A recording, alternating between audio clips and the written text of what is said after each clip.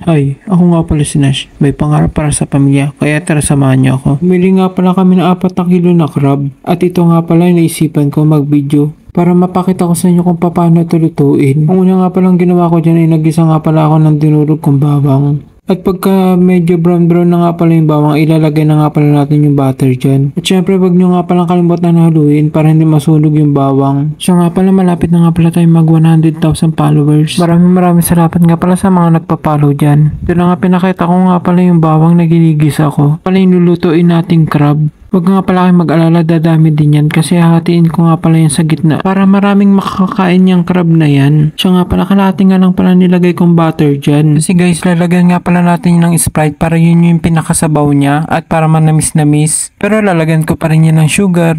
Uy, charot. Huwag nga pala kayo magtaka dyan dahil yung mga galamay nga pala tinago ko muna. Pero ilalagay din yan natin sa bandang huli. Alam nyo ba guys kung paano nga pala kinakain yung mga galamay?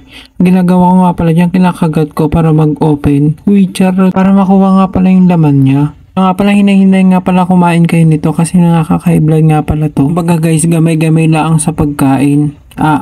Uy, charot. Hindi ko na sinasabi dyan nga palang ako nagluluto. Nasa bawang pa lang ako. Uy, charot. Susunod na nga palang ilalagay natin dyan guys ay yung crab na. Pagkatapos nga pala natin konting initin yung crab ay lalagay na nga pala natin yung Sprite. Pala yung pinakasabaw niya. Ay, nakalimutan ko nga palang sabihin. Lalagyan nga pala muna natin ng sugar at oyster sauce at mga seasoning at asin at paminta. Diba guys, nagkakamali na ako dito sa pagbo-voice over. Sa mga gusto nga pala dyan maging vlogger, hindi ganun kadali. Marami nga pala kayong gagamitin dito sa pagbablog. Pag wala nga pala kayong kasama sa pagbibideo, ay kailangan nyo pang bumili ng phone holder. Pero sa akin, ginamitan ko ng pinakamatalinong utak. Nagawa nga pala kapag ako nag-iisa, ay pinapatong ko lang kung saan. O diba guys, gamitin natin yung utak natin. O di, nakatipid nga pala ako, hindi na ako nakabili ng phone holder.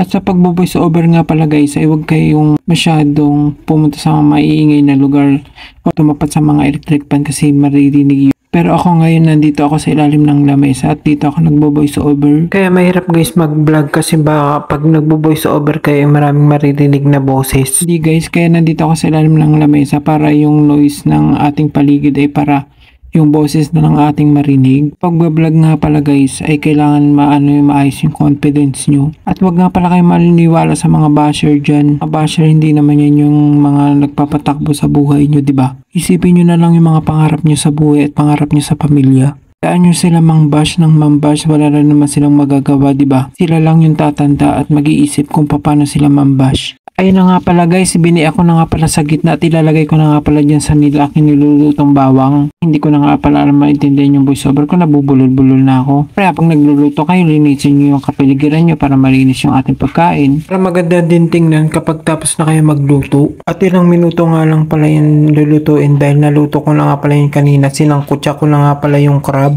At siya nga pala guys, paabutin na natin nga pala ng 100,000 followers itong Facebook page natin. Ilagyan ko na nga pala ng Sprite yan kanina at lalagay na nga pala natin tong oyster sauce para lalong sumarap yung ating nilulutong crab. Ang masabi ng kakain nito ay wow, mapapa-I love you sa inyo. Huy, charot. Sa mga gusto nga pala magpaluto, invite nyo na ako dyan sa bahay nyo. Huy, charot. Paalala ko nga lang pala sa mga gustong kumain nito ay ingat-ingat lang din. Kasi nga pala nakaka-high blood nga pala tong pagkain na ito. At hindi na nga pala natin papatagalin pagluto niyan kasi nga kukupis yung kanyang laman.